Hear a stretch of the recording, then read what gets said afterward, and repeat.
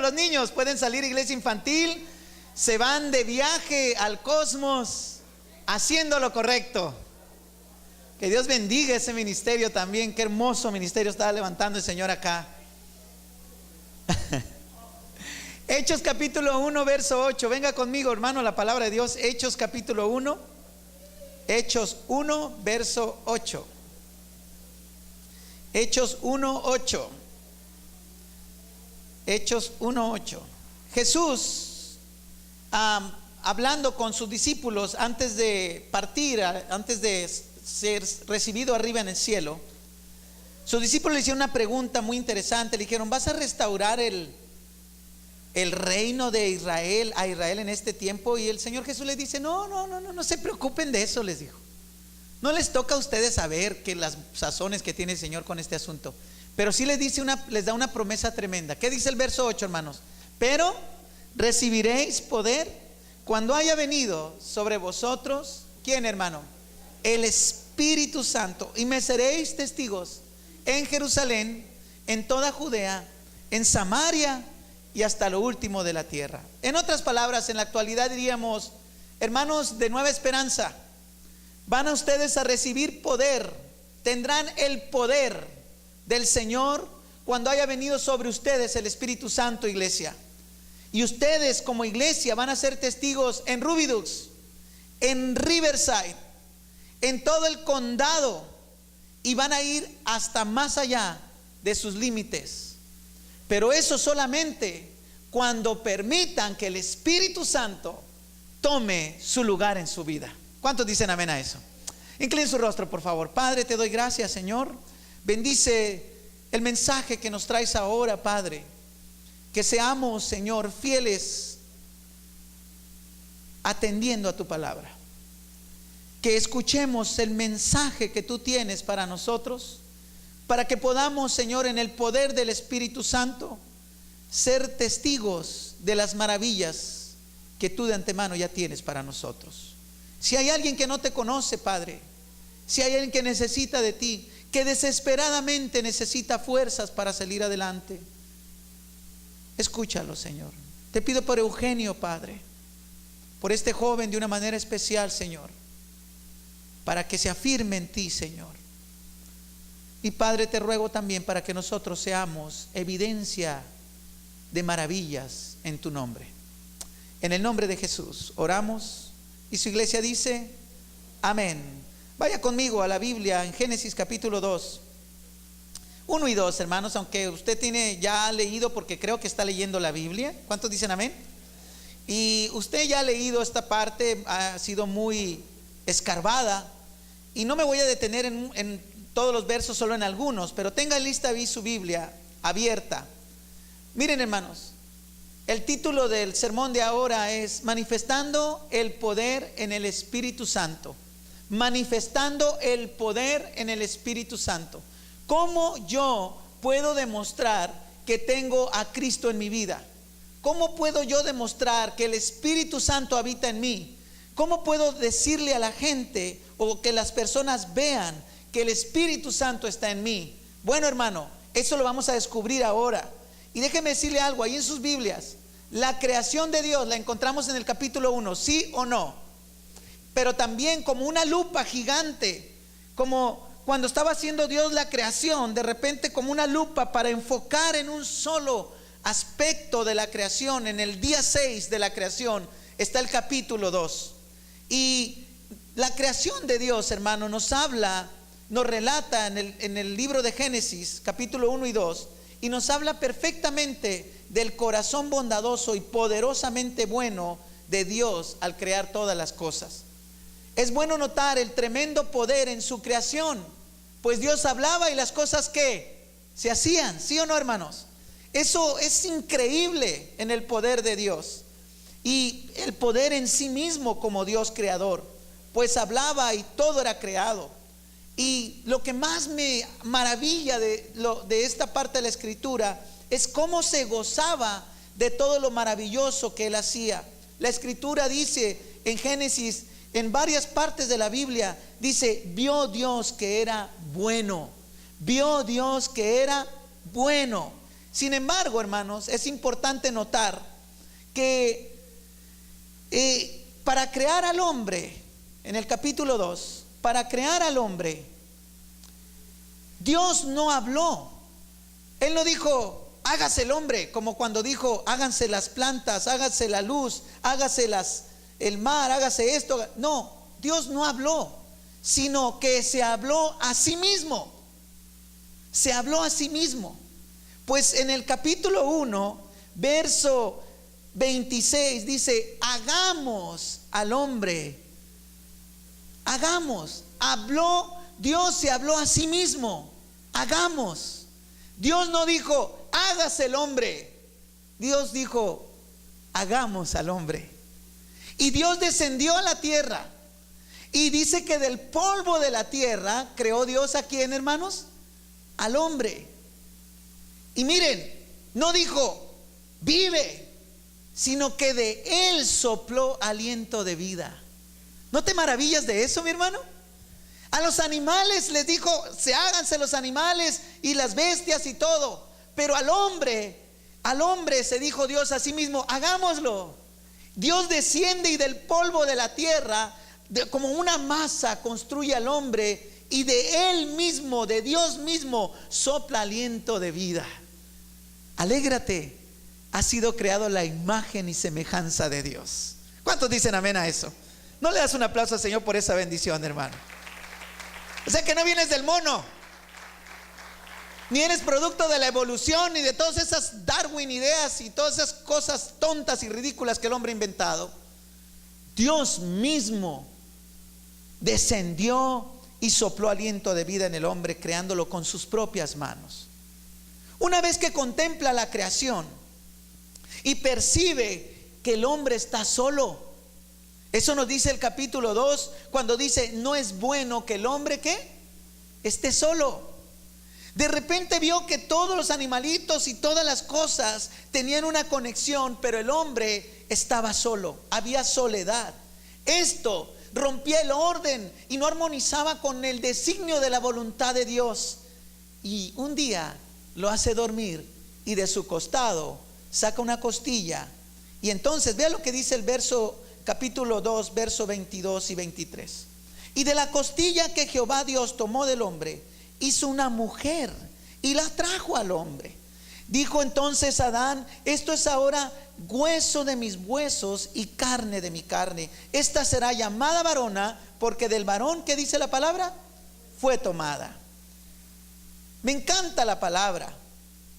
Después en el verso 24 dice, por tanto dejará el hombre a su padre y a su madre, y se unirá a su mujer, y serán una sola carne. El matrimonio entonces es vital dentro del diseño divino. Por eso quiso Dios que se registrara el relato de la creación ante la reacción de la soledad del hombre, y corrigió la falta y perfeccionó la obra. La escritura dice en el Génesis capítulo 1, verso 31, y vio Dios todo lo que había hecho, y aquí que era bueno. ¿Cómo dice la Biblia, hermano? En gran manera. Fue hecho en gran manera. El Señor se gozó de lo que había hecho. Y en el verso 1 y 2 del capítulo 2 de Génesis, fueron pues acabados los cielos y la tierra y todo el ejército de ellos, y acabó Dios en el día séptimo la obra que hizo. ¿Y qué dice la Biblia, hermanos? Y reposó el día séptimo de toda la obra que hizo, y bendijo Dios el día séptimo y lo santificó, lo apartó para él, porque en él reposó de toda la obra que había hecho en la creación. Hermano, Dios estaba satisfecho con lo que había creado. ¿Cuántos dicen amén? Estaba satisfecho con haber dado al varón vida, creación de sus propias manos, y de la costilla del varón nació una hermosísima mujer. Pero algo trágico sucede dentro de esta maravillosa historia. La creación se vio dañada por la desobediencia al mandato divino de no comer del árbol del bien y del mal. Génesis capítulo 2, verso 17, le dijo al hombre que en el verso 16, de todo árbol del huerto podrás comer. Pero fíjense cómo dice el verso 17, Mas del árbol de la ciencia del bien y del mal, ¿qué dice la palabra? No comerás, porque el día que de él comieres, ¿cómo dice la palabra, hermanos? Ciertamente morirás. Hermano, ese árbol no era para comer. ¿Lo estamos entendiendo? Ese árbol no era alimento. Ese árbol tenía un nombre, era el árbol del bien y del mal. No, yo no pienso que haya sido una manzana, porque entonces no tendríamos la manzana, porque dice que la palabra que fue puesto querubines alrededor del huerto, y dice que este árbol lo vamos a encontrar en la Nueva Jerusalén. Entonces yo no creo que haya nacido una manzana, porque entonces tenemos manzanas aquí con nosotros, ¿sí o no, hermanos? Tampoco yo creo que haya sido una papaya. ¿A cuánto les gusta la papaya? ¿A cuánto les gusta la guayaba? ¿Verdad? Las naranjas, ¿a cuánto les gustan las naranjas? ¿A cuántos les gustaría ahorita estarse comiendo ensalada de frutas así con curry cheese y miel y toda la cosa?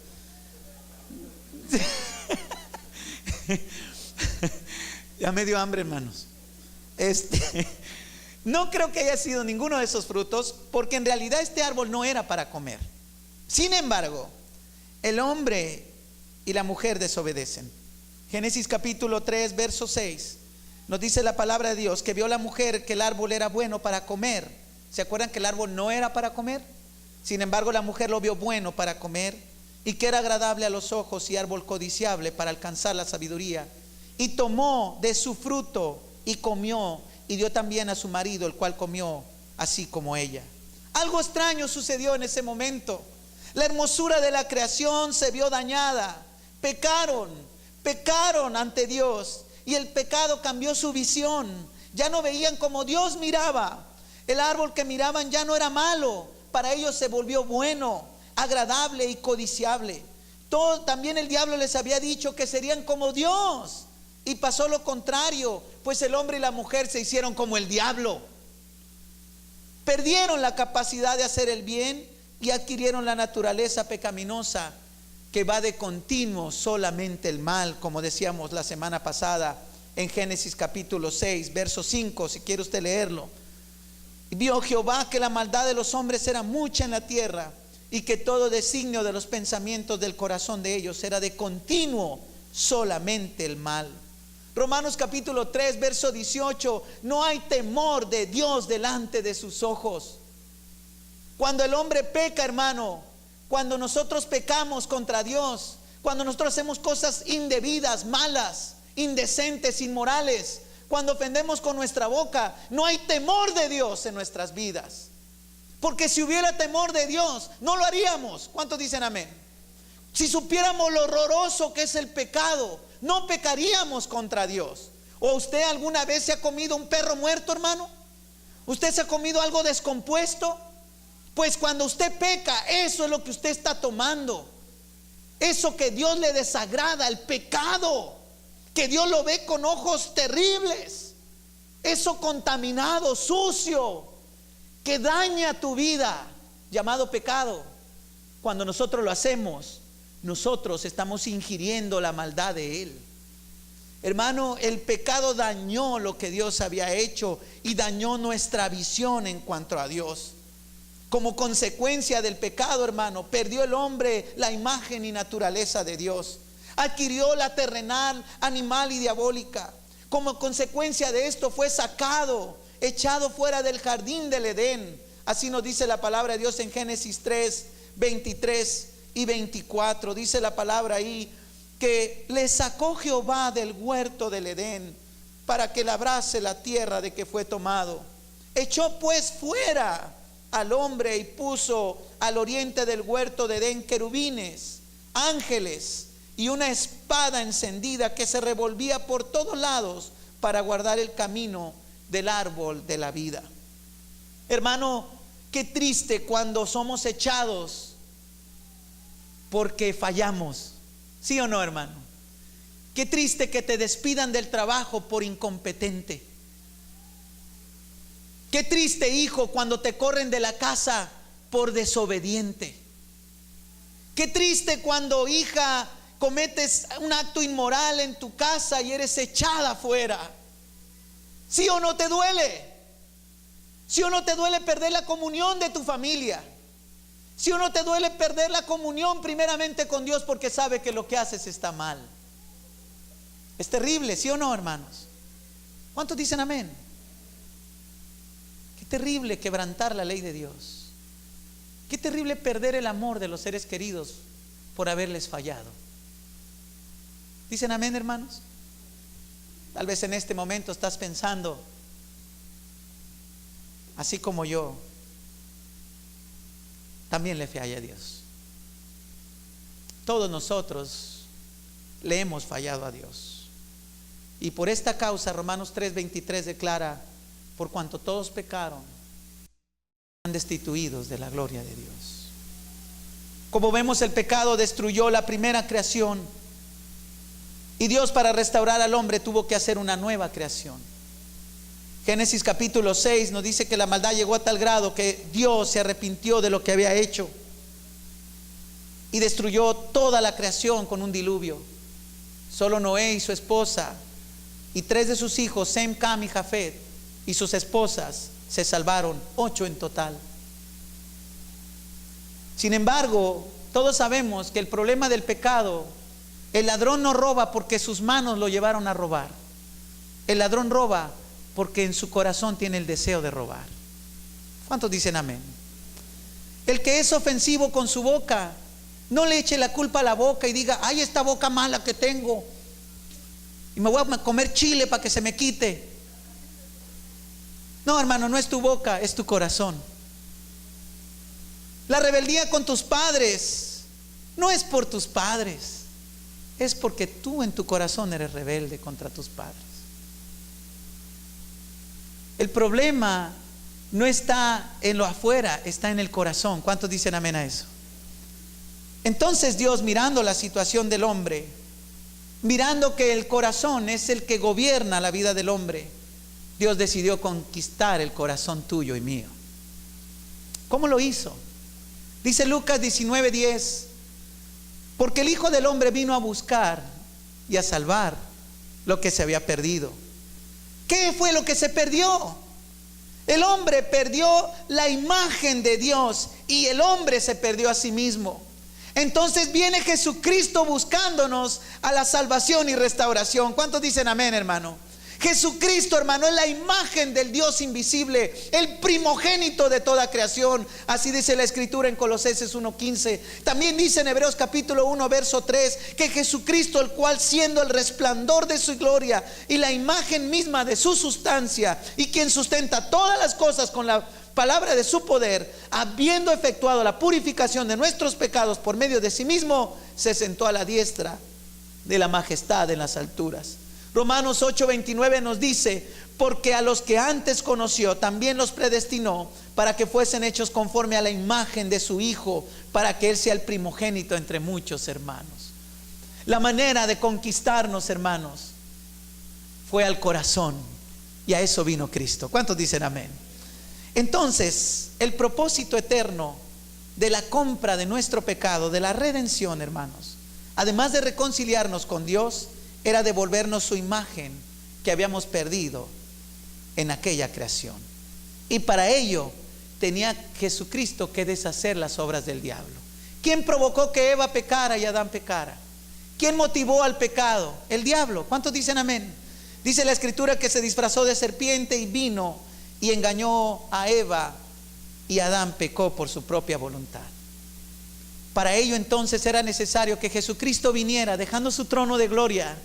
Vino acá, como dice aquel himno, a sacarnos de la escoria, del dominio del diablo. Vino a deshacer las obras del diablo. Y la Escritura nos dice en primera de Juan capítulo 3 verso 8 que el que practica el pecado es del diablo. Escuche, el que practica el pecado es del diablo, porque el diablo peca desde el principio. Para esto apareció entonces Jesús, el Hijo de Dios, para deshacer las obras del diablo. ¿Cuántos dicen amén? Había entonces una sentencia de maldición contra Adán y la creación. La muerte fue el resultado. En el árbol del bien y del mal se dijo: ciertamente morirás. Ahora, hermanos, en la cruz del Calvario Jesús llevó en su cuerpo la maldición, el pecado, la enfermedad, la vergüenza, la separación y el castigo por causa de nuestros pecados. También en Él, en Jesús, fue clavada la creación caída de Adán, y en su cuerpo sepultado fue enterrada toda la obra maldita de la primera creación, pues por causa del pecado del hombre la tierra fue maldecida. La profecía anunciada de que Dios en un solo día había de acabar con el pecado, en Zacarías capítulo 3 verso 9, dice así: porque he aquí aquella piedra que puse delante de Josué, sobre esta única piedra hay 7 ojos, que todo lo ve, Dios todo lo ve. Aquí yo grabaré su escultura, dice Jehová de los ejércitos, y quitaré el pecado de la tierra en un solo día. Quitaré el pecado de la tierra en un solo día. ¿Cuándo fue ese día, hermano? Cuando Cristo fue a la cruz, y en la cruz venció el poder del pecado. ¡Aleluya! Amén, hermanos. En un solo día terminó el dominio de Satanás sobre la tierra. En un solo día. En un solo día. En un solo día. En un instante, hermano.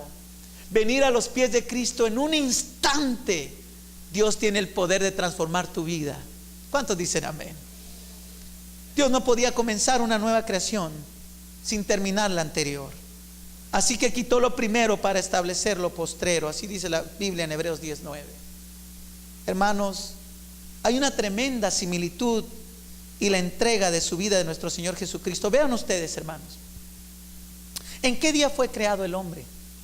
¿No dice la palabra de Dios en Génesis que fue creado el 6º día? ¿No dice así? ¿Sí? ¿Sí o no, hermanos? ¿Usted qué piensa? No, tal vez fue en el 3º, pastor.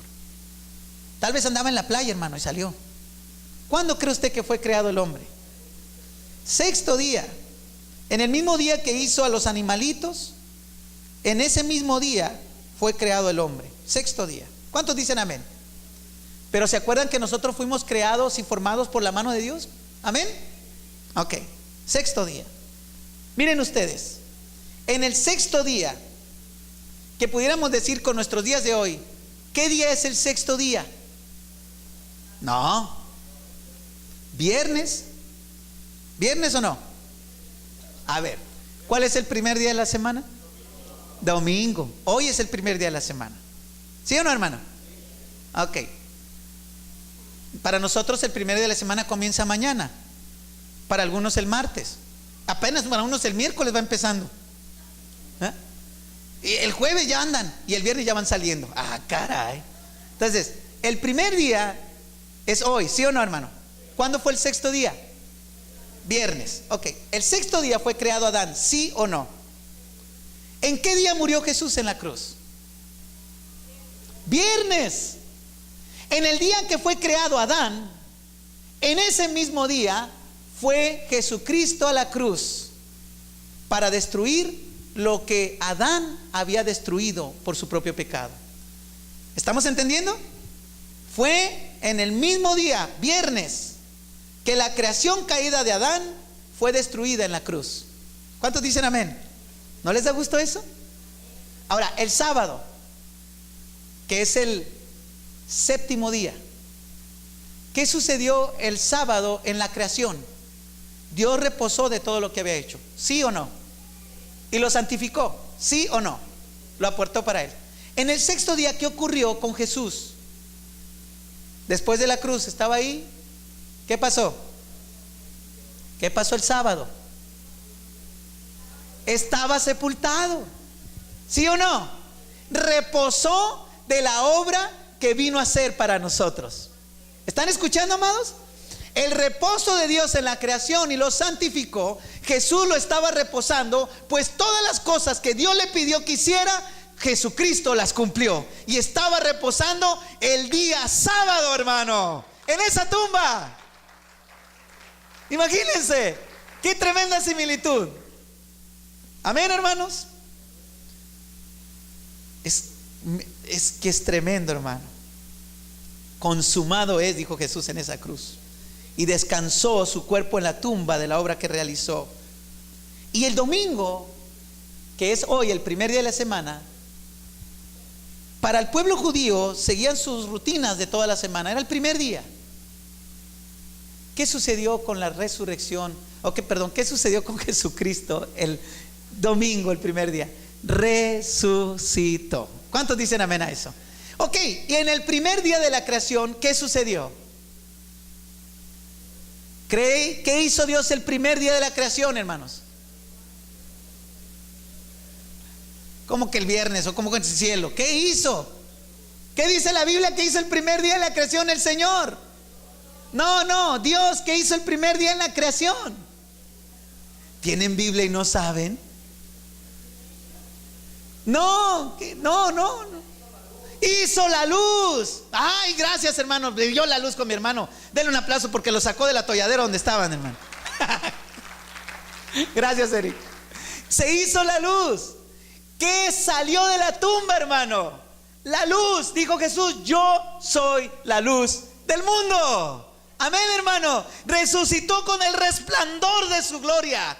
A Él sea la gloria. Hoy celebramos que estamos en la luz de Cristo y somos la luz del mundo. ¿Cuántos dicen amén? Le das ese aplauso a Cristo por esa bendición, hermano. Ay, Señor. Hermano, ¿qué hay que pensar? ¿Estamos entendiendo? ¿Estamos entendiendo? Es que esto es maravilloso. Es que, híjole, es que cuando veo siempre al Génesis capítulo 1 y 2, siempre me gusta ir a la Escritura. ¿Qué dice el Señor? ¿Qué dice la palabra? ¿Cómo está? ¿Cómo lo interpretas? Si entendemos estos capítulos 1 y 2, vamos a entender el propósito de Dios. Dios nos ama. ¿Cuántos dicen amén, hermano? Dios nos ama. Ahora miren, una vez que Cristo resucitó como representante del hombre, llegó a ser el primer hombre de la segunda creación. Vaya conmigo a 1 Corintios 15, capítulo 15, versos 20 al 23. 1 Corintios 15, rapidito, vamos ahí. Y creo que lo tengo ahí en PowerPoint, hermano. 1 Corintios 15, del 20 al 23. Dice: mas ahora Cristo ha resucitado de los muertos. ¿Cuántos lo creen, hermano? ¿Cuántos hijos de Dios creen que Cristo resucitó de los muertos? Ahora, primicia de los que durmieron es hecho. Porque por cuanto la muerte entró por un hombre, o sea, Adán, también por un hombre la resurrección de los muertos. ¿Cuántos lo creen, hermano? Porque así como Adán todos mueren, ¿verdad que sí? Todos morimos por causa del pecado de Adán. Ciertamente morirás. También en Cristo, mire lo que dice la palabra: todos serán ¿qué? Vivificados. O sea que ya no estoy muerto, estoy vivo en Cristo. ¿Cuántos dicen amén? Pero cada uno en su debido orden. Cristo, que es el mero jefe, luego las primicias, luego los que son de Cristo. ¿Y qué dice? En su venida. Entonces, desde la resurrección a todos los nacidos de nuevo se les llama hijos de Dios. A todos, escuche bien, desde la resurrección de Jesucristo a todos los nacidos de nuevo, a los que hemos creído en Cristo, se les llama ¿cómo? Hijos de Dios. Romanos 8, 14 al 16. Dele vuelta y es su Biblia, ahí cerquitas. Romanos 8, 14 al 16. ¿Qué dice la Escritura? Dice así. ¿Estamos ahí, hermanos? Romanos 8, 14 al 16. Dice la palabra: porque todos los que son guiados por el Espíritu de Dios, estos, ¿qué dice la Biblia? Escuche, hermano. Pues todos los que son guiados por el Espíritu de Dios, estos son hijos de Dios. Pues no habéis recibido el espíritu de esclavitud para estar otra vez en temor. Ya no hay temor en nosotros. ¿Cuántos dicen amén? Ahora fíjense: sino que habéis recibido el espíritu de adopción, por el cual clamamos: Abba, Padre, papá, papacito. El Espíritu mismo da testimonio a nuestro espíritu de que somos hijos de Dios. Ahora fíjense, pero este título no se le debe llamar a los que no han sido engendrados. Hay un gravísimo error en la gente porque dicen: todos somos hijos de Dios. Nel. Error. No, hermano. Puede que aquí no todos son hijos de Dios. Son creación. Estás en el Adán. No has nacido de nuevo, no tienes el Espíritu de Dios, no has sido sellado por el Espíritu de su gracia. Por lo tanto, no tienes vida eterna y ni tienes derecho. No tienes derecho, escucha, no tienes derecho a ninguna bendición de parte de Dios exclusiva. Ni te la creas. Pastor, pida por mí, pastor, porque yo quiero, pastor. Ella ya recibió a Cristo, hermano. Ay, pastor, ay, luego, pastor. Ah. Ni oro por ti, hermano.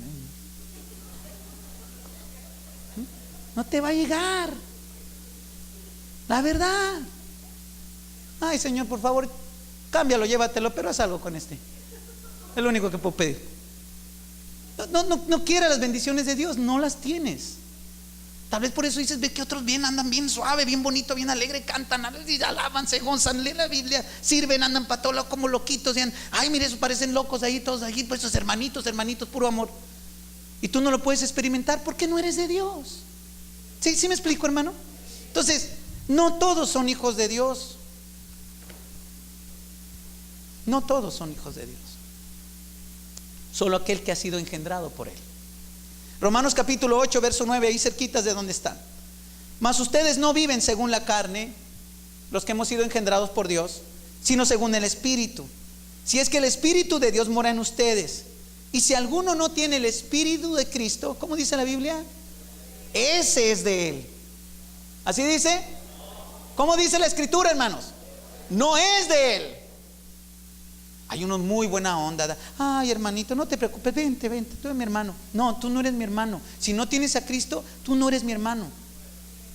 No, ni primo, ni pariente, ni compadre. Ya ves que los compadres, ¿no? El compadre, tampoco.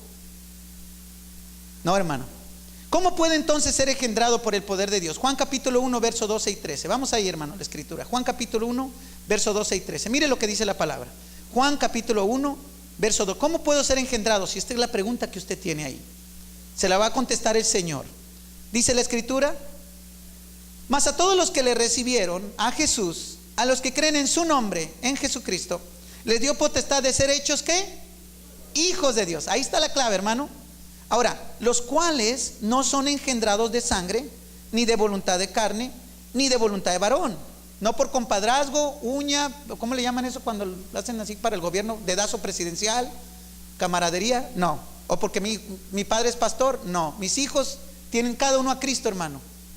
Es que ellos no pueden decir porque yo soy pastor ellos van a ir al cielo, no. Porque aquí está la respuesta, hermano. Mire, ni de voluntad de varón, sino de Dios. ¿Quién te trajo a la vida entonces? Dios. ¿Quién te dio el sello de su Espíritu Santo? Dios. ¿Quién puso en ti su Espíritu Santo? Dios. En esto no podrá intervenir el hombre, hermano. Solo el poder de Dios. ¿Cuántos dicen amén? Él es quien otorga esta nueva naturaleza. Cuando nacemos de nuevo, Dios pone en el hombre una nueva naturaleza, una nueva persona, un nuevo ser. Como nuevo, entiendas, hermano, entiendan. Como nuevo, una nueva naturaleza espiritual. Ahora el Espíritu de Dios mora en nosotros. En el Antiguo Testamento vemos que el Espíritu venía sobre los profetas. Ahora está en nosotros, fluyendo en nosotros. ¿Cuántos dicen amén? Lo leímos hace un momento, hermano. Nosotros tenemos el Espíritu vivificante. ¿Cuántos dicen amén?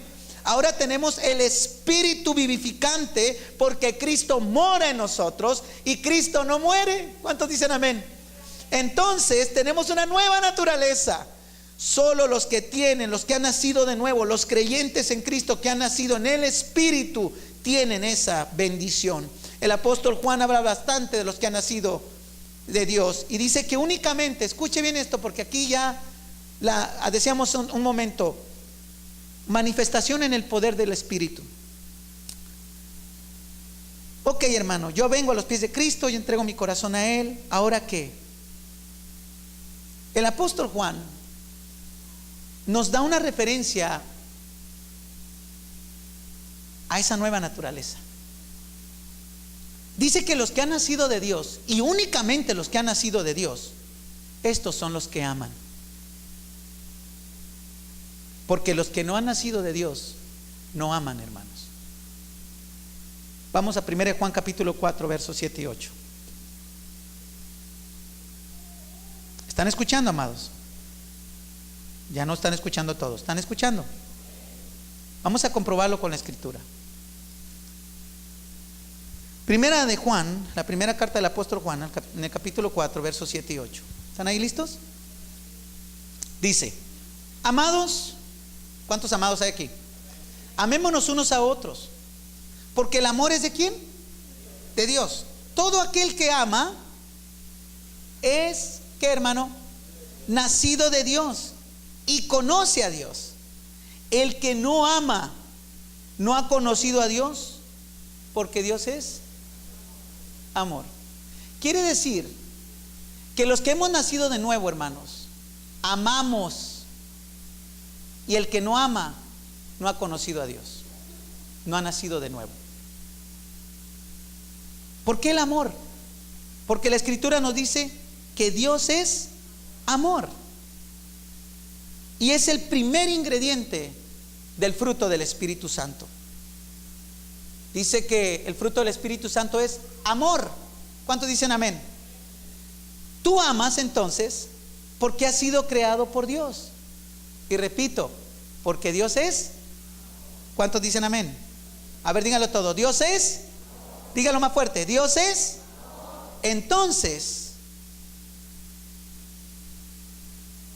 la manifestación de que Dios está en ti, hermano, es el amor. Sigamos leyendo estos versículos. Verso 9 de 1 de Juan 4. En esto se mostró el amor de Dios para con nosotros, en que Dios envió a su Hijo unigénito al mundo para que vivamos por Él. En esto consiste el amor, no en que nosotros hayamos amado a Dios. ¿Verdad que tú no amabas a Dios? Yo no amaba a Dios. Yo no amaba a Dios. Escuche lo que estoy diciendo. Yo no amaba a Dios, sino que Él nos amó a nosotros. Aleluya. ¿Cuántos dicen amén? Y envió a su Hijo en propiciación por nuestros pecados. Amados, si Dios nos ha amado así, debemos también nosotros amarnos unos a otros. ¿Sí o no, hermano? ¿Está leyendo la Escritura? ¿Cuánto la está leyendo? ¿Quieres ver quién es el nacido de nuevo? ¡Ah! Ese ama.